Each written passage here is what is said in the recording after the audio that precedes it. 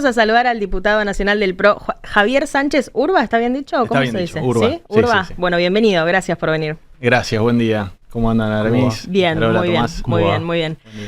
Sos noticia para el campo esta semana porque presentaron, veo que con varias firmas, 10 firmas de diputados del PRO, un proyecto para volver a sembrar las banquinas. Y es algo que en Argentina se usa como aspiracional. Bueno, algún día van a desregular la agricultura, van a sacar las retenciones y vamos a sembrar hasta en las banquinas. Contame de dónde nace. Nace del sentido común, básicamente, de transitar las rutas nacionales y ver la cantidad de hectáreas que tenemos desaprovechadas. Presentamos este proyecto hace un par de días, donde lo que proponemos es básicamente que se pueda volver a sembrar lo que sería la franja adyacente, excluyendo obviamente lo que son las banquinas y las zonas de seguridad. Claro. Y digo volver porque se prohibió, como lo mencionaron hace un ratito, durante el conflicto del campo, durante la resolución 125 en el 2008. En ese momento el gobierno de Cristina Fernández de Kirchner, de manera arbitraria, derogó el régimen que estaba vigente hasta ese momento, donde se habilitaba a través de permisos de uso precario, como propone también este proyecto, ese sistema donde los productores, con prioridad para los frentistas, podían producir esa tierra.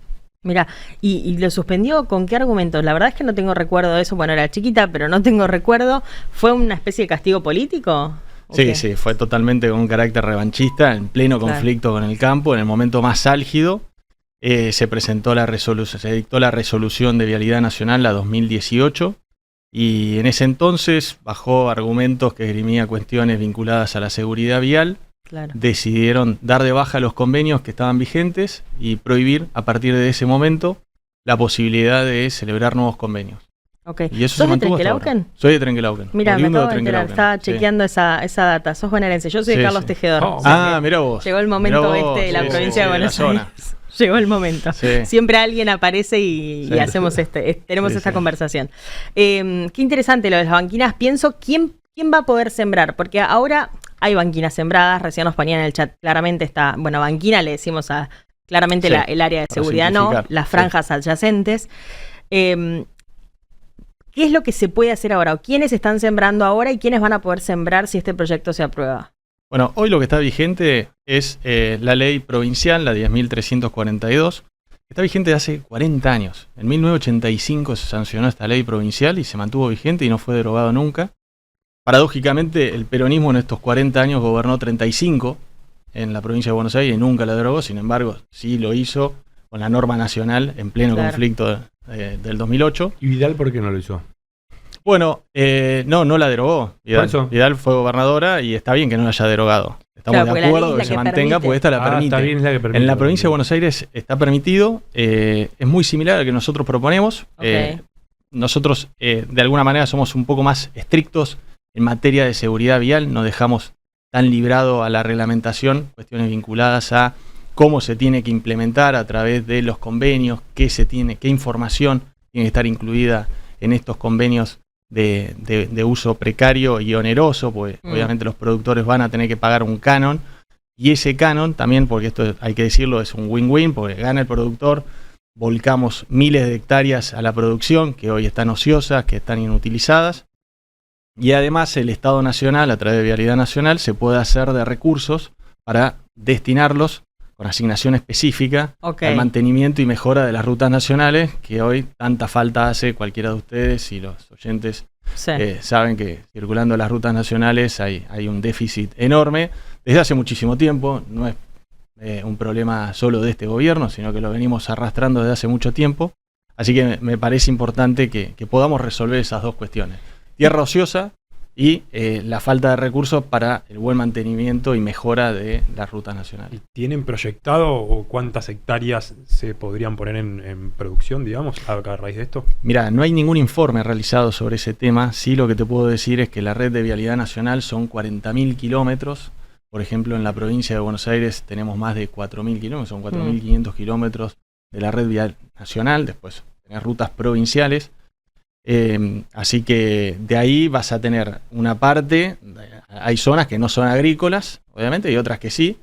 En las zonas que son agrícolas vas a tener que diferenciar qué tipo de cultivos y de pasturas vas a poder sembrar. No en todos los casos vas a poder sembrar lo mismo. De todas maneras, en el proyecto también establecemos una serie de requisitos que tienen que ver con la misma producción que se pueda llegar a realizar eventualmente en las banquinas y todo lo que tiene que ver con el porte, pues no es lo mismo sembrar un maizal, por ejemplo, que un cultivo de alto porte, a sembrar una soja. Entonces, diferenciamos esas cuestiones para priorizar y ser muy estrictos en materia de seguridad vial y que esto no genere ningún perjuicio a la gente que transita, las millones de personas que transitan las rutas nacionales. Y a nivel calidad de la producción, digo, no sé, por lo que desprenden los autos, los caños de escape, ¿no hay hay estudio de cómo puede llegar a impactar que algo que crece al lado de una ruta donde pasan camiones y autos a lo loco tenga alguna modificación en la calidad de lo que sale? No, no necesariamente. La verdad que no necesariamente. Estamos hablando que las banquinas, como decíamos, van a quedar libres, o sea, no es que son cultivos que están pegados a la ruta. Sí creo que es importante, obviamente, ser muy estrictos en todo lo que tiene que ver con los requisitos técnicos que sí están establecidos en la ley. ¿Y quién controla? ¿Quién es el organismo de control de que se cumplan esos requisitos técnicos? Vialidad Nacional. Vialidad Nacional es el Poder Ejecutivo Nacional, la autoridad de aplicación, a través de Vialidad Nacional, que está a cargo de la Red Vial Nacional. Y en los casos de las concesiones, pues esto también hay que decirlo, hay un programa de concesiones viales que está llevando adelante el gobierno nacional. Ya se están licitando los primeros 10.000 kilómetros, se va a abrir una segunda etapa. En ese caso, nosotros también prevemos la posibilidad de que sean contemplados como actividades complementarias a los convenios de concesión que se realicen, para que las mismas concesionarias puedan incluirlos en las ecuaciones financieras que se establezcan en estos convenios. O sea, que puedan ser incluidos. Que puedan terciarizarlos, en realidad. Ah, ok. Exactamente. Que puedan hacer lo mismo que hace Vialidad Nacional, pero que lo pueda hacer la concesionaria que tenga a cargo esos tramos. O sea, esas franjas adyacentes, ¿a quién pertenecen? ¿A Vialidad Nacional? A Vialidad Nacional, sí. A Vialidad Nacional, de hecho, al establecer que es de uso precario, lo que estamos diciendo es que no se le confiere ningún derecho real al productor que realice la actividad agrícola, sino que es como un alquiler, de alguna manera, por simplificarlo. No se le otorga ningún dominio ni ningún derecho real en caso de que, por ejemplo, en una ruta nacional finalmente se avance con un plan de construcción de autopistas, por ejemplo. Esto no posterga la construcción de autopistas, es simplemente decir, acá tenemos tierras ociosas, bueno, mientras tanto, hasta tanto se construyan autopistas, hagámosla productiva, volcámosle a la producción. Y en las que autopistas, no entendí muy bien lo que explicabas recién de las concesionarias, por ejemplo, no sé, la de la Ruta 9, que creo que es Corredores Viales, creo. ¿Ahí también la empresa privada estaría involucrada y se llevaría parte de eso? No, eso hay que ver caso por caso, por eso lo dejamos a que lo determine el Poder Ejecutivo vía reglamentación, para que determine en qué casos sí y en qué casos no. De vuelta, de los 40.000 kilómetros vas a tener algunos tramos son agrícolas, otros que no, y dentro de los que son agrícolas tenés que ver en dónde tenés la dimensión necesaria y las condiciones y los requerimientos en términos técnicos donde puedas llegar a avanzar con este tipo de planteo. No vas a poder producir en el 100% de las rutas que tengan condiciones óptimas en términos agrícolas, sino que hay que revisar caso por caso, pero sí te puedo asegurar que son miles y miles de hectáreas que hoy están subaprovechadas y que las podemos aprovechar y a su vez, en lo que les decía, me parece sumamente importante que podamos hacernos de recursos para volcarlos con una asignación específica a la mejora de la ruta, porque es un tema que la verdad que lo venimos arrastrando desde hace muchísimo tiempo y es una ganancia para todos, no solamente para el productor, que va a poder explotar tierra que hoy no puede hacer, sino también para todo el mundo que transita las rutas nacionales. Me pongo en modo productor agropecuario, que lo primero que te va a preguntar es por el canon, que mencionabas que hay que pagarle a Vialidad. ¿Cómo se calcula? Bueno, el canon también. Depende de la superficie. Lo va a tener que determinar, seguramente sí, lo va a tener que determinar vía reglamentación el Poder Ejecutivo, porque eso no lo podemos estandarizar. Claro. Eso depende de cada tramo, depende de las condiciones del suelo, depende de la superficie, depende de un montón de cuestiones. Pero y un poco eso va a ser viable o inviable el negocio de sembrar unas hectáreas más. Seguramente. Hay que contemplar también que no es lo mismo sembrar dentro de tu propiedad que sembrar sobre la banquina, los riesgos que pueden llegar a conllevar. Así que eso, por supuesto, que no lo podés determinar de manera estricta en un proyecto de ley, sino que tenés que dejarlo a la flexibilidad de la reglamentación posterior. Me voy, sí. No, ¿Querías le quería contar algo preguntar, más de creo, esto? no sé si lo preguntaron, capaz se me pasó. ¿Quién va a auditar cuando hay Lali. canon? ¿Quién audita todo esto para que sea todo transparente y todo bien, todo legal? Sí, bueno, eso los organismos de auditoría general de Nación, o sea, le aplican las generales de la ley. Sí, lo que te puedo decir es que vos tenés, en un proyecto de ley tenés que definir quién va a ser la autoridad de aplicación, en este caso está determinado, y a su vez toda la parte de auditoría tiene que correr por la parte de la AGN, que es la Auditoría General de Nación. Sí.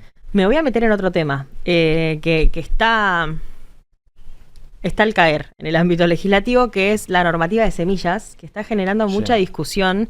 Argentina tiene claramente ahí una deuda y en eso un poco están de acuerdo todos los sectores de la producción, pero después se abrió con el anuncio de Milei en la apertura de sesiones ordinarias y este adelanto de que va a pasar efectivamente por el Congreso la adhesión a UPOV 91, se abrió en el campo como mucho debate. La industria semillera, parte de la industria semillera, dice, che, sí necesitamos UPOV 91, nos pone al nivel de otros países del mundo, y los productores están bastante firmes en la idea de que sea a través de una ley de semillas a la Argentina, que contemple las particularidades de Argentina, de los pequeños productores, etcétera. Se está dando esa discusión, esta semana hubo varias reuniones, la Fundación Barbechando lo hacía en el ámbito legislativo y el gobierno nacional, el ejecutivo también se reunía con los productores. Va a haber una discusión ahí para largo, hay tiempo para saber qué va a pasar con eso, porque el acuerdo con Estados Unidos dice que es hasta fin del mandato, que Argentina tiene tiempo para que pase UPOV por el Congreso. ¿Qué es lo mejor para vos y qué sentís que puede pasar? ¿Va a llegar la discusión del campo al Congreso o el gobierno va a presionar para que acaten su adhesión a UPOV 91, que es lo que acordó con Trump? Bueno, participé esta semana en las reuniones que organizó Barbechando con especialistas, la verdad que fueron muy interesantes. Nosotros ahí estamos estudiando el tema, por supuesto que es re difícil, es re técnico. Es súper técnico, tiene muchísimas aristas.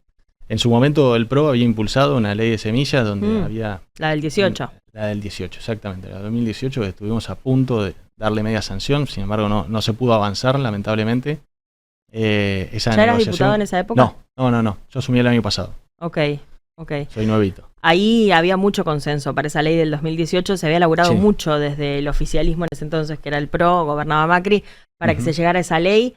Hubo mucho consenso, se habían puesto de acuerdo la Federación Agraria con parte de la industria semillera, pero después hubo un lobby fuerte para que eso se cayera.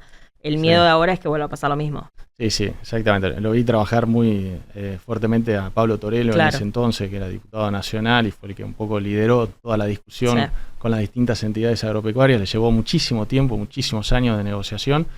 Lamentablemente no se pudo avanzar en ese momento. Creo que hoy el sector ha comprendido que sí hay que legislar en materia de propiedad intelectual.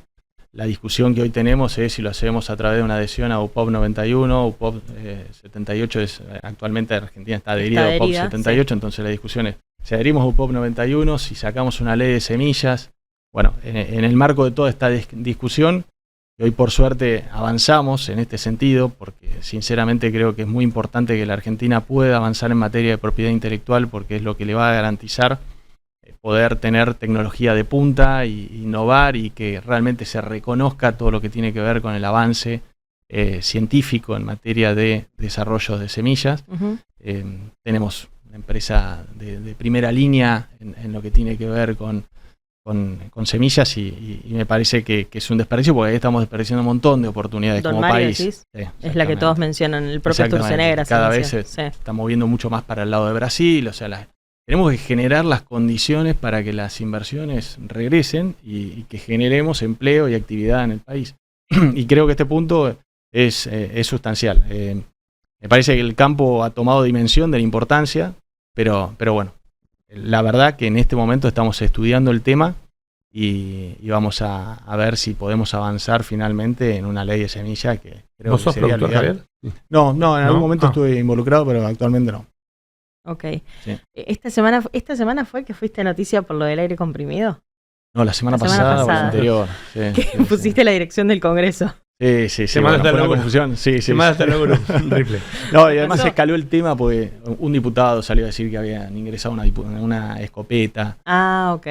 Tuve que salir a explicar que era un aire comprimido, que no es un arma, que es de venta libre, que de todas maneras nunca había sido mi intención tener que ingresar. A la oficina, mandarla a la oficina del Congreso. Fue un error involuntario. Es raro que ¿Por dónde lo compraste? Claramente. Por la plataforma más conocida. Claro, sí. Te quedó la dirección de la oficina. Sí, exactamente. Como yo cuando mando el almuerzo a mi casa y estoy en la oficina. Sí, claro. Suele pasar. Sí. Pero escaló mucho el tema por ese comentario que hizo un diputado. ¿Quién fue? Paulón. El diputado Paulón dijo que había sido una escopeta y bueno, se armó todo ese lío. Y vos presentando, vos tratando de entrar en la agenda con el proyecto de las banquinas y aparece el aire comprimido. Ok, lo de la ley de semillas me parece súper interesante y después da la sensación de que hoy no hay grandes debates, al menos para el agro, que se puedan dar en el Congreso. Está esta idea de que, está esta utopía, que yo la banco mucho, de que las retenciones, por ejemplo, son potestad del Congreso y deberían ser discutidas ahí, y hay quienes todavía levantan todo el tiempo la bandera de, discutamos retenciones en el Congreso.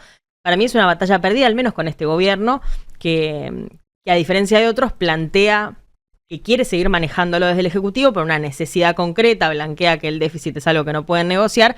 Los demás lo hacían porque somos nosotros, lo decidimos nosotros y listo ya. Pero ¿hay lugar para esas discusiones en el Congreso que plantea Milei y el oficialismo ahora en 2026, sobre todo con la nueva composición después de diciembre? Mira, estoy totalmente de acuerdo con lo que planteás. Yo también soy un convencido que la baja de las retenciones tiene que salir por ley. De hecho, desde el Bloque Pro nosotros impulsamos un proyecto que fue presentado en su momento por Luciano Laspina, actualmente ya no es más diputado, donde planteamos la baja gradual y progresiva de las retenciones, justamente pensando en esta cuestión, que, sería populismo explícito decir que hay que eliminar las retenciones mañana, porque hoy no están dadas las condiciones fiscales para que eso pueda suceder, pero sí tenemos que generar y otorgarle a los productores la previsibilidad de cómo se va a ir haciendo esta baja y esta eliminación. Pues el objetivo final es la eliminación de las retenciones, estamos totalmente de acuerdo. Es un impuesto distorsivo que hay que eliminar. Ahora, para llegar a ese objetivo final, creo que es muy importante que nosotros establezcamos por ley cómo lo vamos a hacer y que esta sea progresiva para que se puedan ir haciendo las correcciones fiscales y a su vez que el aumento de la producción, por disminución de retenciones y por aumento de incentivos, se pueda llegar a dar en el mediano y largo plazo. Otra utopía del Congreso es que Argentina pueda tener un bloque integrado, bicameral o como sea, que respalde los intereses del agro como pasa en Brasil. ¿Es posible o es una utopía que queda cada vez más lejos? No, yo creo que es posible. Creo que se ha generado una masa crítica en torno al trabajo que viene realizando la Fundación Barbechando, con el apoyo de las distintas entidades agropecuarias. Y hoy, en las reuniones que organiza la Fundación, te cruzás con diputados de distintos bloques y senadores también, por supuesto, porque participan. Bueno, esta semana estaba Tolosa Paz, por ejemplo, la de la ley de semillas. Por ejemplo, también es verdad que son los menos. Claro. Sí. Son los menos. Era full Libertad Avanza, pero algún radical y algún... La pregunta es la histórica, porque ¿qué pasa? En el Congreso de Brasil vos tenés tipos que respaldan intereses importantes y que están juntos defendiendo ese sector más allá de sus intereses partidarios, porque hay un bien común que los engalma a todos, y eso rompe con el verticalismo muchas veces del Ejecutivo. Acá es posible eso, no lo digo solo ni por Milei, ni por Alberto, ni por el peronismo, ni quien sea. El verticalismo que sabemos que funciona, y que funciona perfecto en este país, ¿se puede romper con el poder que tengan solo los legisladores para defender algo? Sí, totalmente. Sí, ¿Vos te imaginás a un diputado de la Libertad Avanza contradiciendo una bajada de Sturzenegger, de Caputo o de Milei en pos del interés del agro y sin que pase nada? Mirá, yo creo que ahí, Tomás, lo que hay que pensarlo desde otra manera, no lo veo desde ese lugar, sí lo veo desde la concientización previa a la toma de decisiones. O sea, esto tiene que funcionar de otra manera. En la medida que se genere conciencia de la importancia del sector agropecuario, que hoy te genera el 60% del complejo agroindustrial, te genera el 60% de las exportaciones en la Argentina. Y comprendiendo que tiene que haber una agenda donde se le dé la previsibilidad que necesita el sector, yo creo que no hay que llegar al punto de que el Ejecutivo impulse un proyecto y que el mismo oficialismo, sus legisladores oficialistas voten en contra, sino que participen en la toma de decisiones previa al envío de ese proyecto para que haya plena conciencia de qué intereses se están afectando y cómo eso puede repercutir en la ciudadanía y en el desarrollo de la economía. Parece que pasa por ahí. Bueno, ¿Ibas a decir algo? Me quedé pensando en las Tolosa Paz de la vida que estaban sentadas en esa mesa y en el rechazo que genera para parte del agro. ¿Son conscientes, así como la política debería tomar conciencia de la importancia del agro, etcétera? Que yo creo que a esta altura conciencia hay. Me parece que falta decisión política en muchos casos, pero también me pregunto si son conscientes del cuestionamiento que se le hace a los partidos políticos, sobre todo a los que no sean La Libertad Avanza, en este momento desde sectores del agro, del tipo, no han hecho nada por el campo y de repente se sientan con Tolosa Paz o con cualquiera del kirchnerismo a discutir leyes. ¿Son conscientes de esos cuestionamientos? De que cualquiera que hoy no sea La Libertad Avanza, creo que hasta el propio PRO recibe muchas críticas del agro hoy. Sí. A ver, yo creo que en los ámbitos de diálogo no hay que romperlos, más allá de que no estemos de acuerdo. Si hablamos solo con los que piensan igual que nosotros, ahí no tenés una democracia. Para que haya democracia tiene que haber diálogo, tiene que apelarse a la construcción de consensos. Yo no le cerraría la puerta a ningún espacio político para generar estos consensos que son estratégicos para el desarrollo de la Argentina. Así que me parece que eso hay que seguir haciéndolo. Hay ámbitos neutrales, por supuesto que el nivel de diálogo que se pueda dar dentro del Congreso no es el mismo que se puede dar en una institución como la Fundación Barbechando que estábamos mencionando, o en el ámbito de Congreso CREA, que nos pasó el año pasado también. Digo, hay un montón de entidades agropecuarias que hacen un trabajo serio, que proponen una agenda concreta, donde me parece que esa cosa acalorada y apasionada de la política se puede dejar de lado por unos minutos y empezar a construir cierto consenso. Y después, por otro lado, creo que lo que vos decías, de que parece que lo único que falta es decisión política. Yo creo que sí, es verdad, hay muchos que fingen demencia, sí. Porque son plenamente conscientes, si vos venís de una provincia productiva como Santa Fe, Córdoba, provincia de Buenos Aires, La Pampa, no podés ignorar la importancia que tiene el sector agropecuario, de ninguna manera. Pero también existe un nivel de ignorancia muy importante en ciertos sectores de la sociedad, y creo que ahí está el principal problema que tenemos que combatir. Por eso otro de los proyectos que presenté vinculado a esta cuestión es uno para incorporar agrotecnología, contenido de agrotecnología en todos los colegios secundarios del país. Me parece que no en los agrotécnicos. No los agrotécnicos, en todas las modalidades de colegios secundarios del país. Para romper un poco con esta estigmatización que se tiene respecto al sector agropecuario, que es algo lejano, algo ajeno a mucha gente, para que la gente también comprenda las oportunidades laborales que ofrece actualmente el sector agropecuario, el uso de tecnología, todo lo que tiene que ver con innovación, o sea, tratar de machear lo que es la educación con el mundo productivo, que eso creo que es una deuda que tenemos pendiente. ¿Hay lugar para proyectos de este tipo en el Congreso actual? Bueno, este proyecto puntualmente lo acompañaron 20 diputados, más de 20 diputados del PRO, del radicalismo, del MID, de aliados provinciales, así que hay, me parece, una comprensión de que la educación tiene que ir al tecnicismo, se tiene que tecnificar, más allá de las escuelas técnicas propiamente dicho, claro. A mezclar lo que es el contenido y el conocimiento práctico con el conocimiento teórico que se puede impartir desde las aulas. Entonces me parece que ahí hay todo un campo que hay que explorar, hay que trabajar. Nosotros en ese proyecto puntualmente lo que proponemos es que, al igual que se hizo con la ley de concientización ambiental, donde se fijaron lineamientos generales, establecemos lineamientos generales respecto a ACTECH y que eso pueda ser determinado a través de la Secretaría de Educación en conjunto con el Consejo Federal de Educación, para que las provincias mismas puedan determinar cuáles son los contenidos que son más apropiados para cada una de las provincias a partir de la matriz productiva que tiene cada región. ¿Y qué trayecto legislativo le falta a eso? Eso fue presentado, lo presenté en estos días. Ok.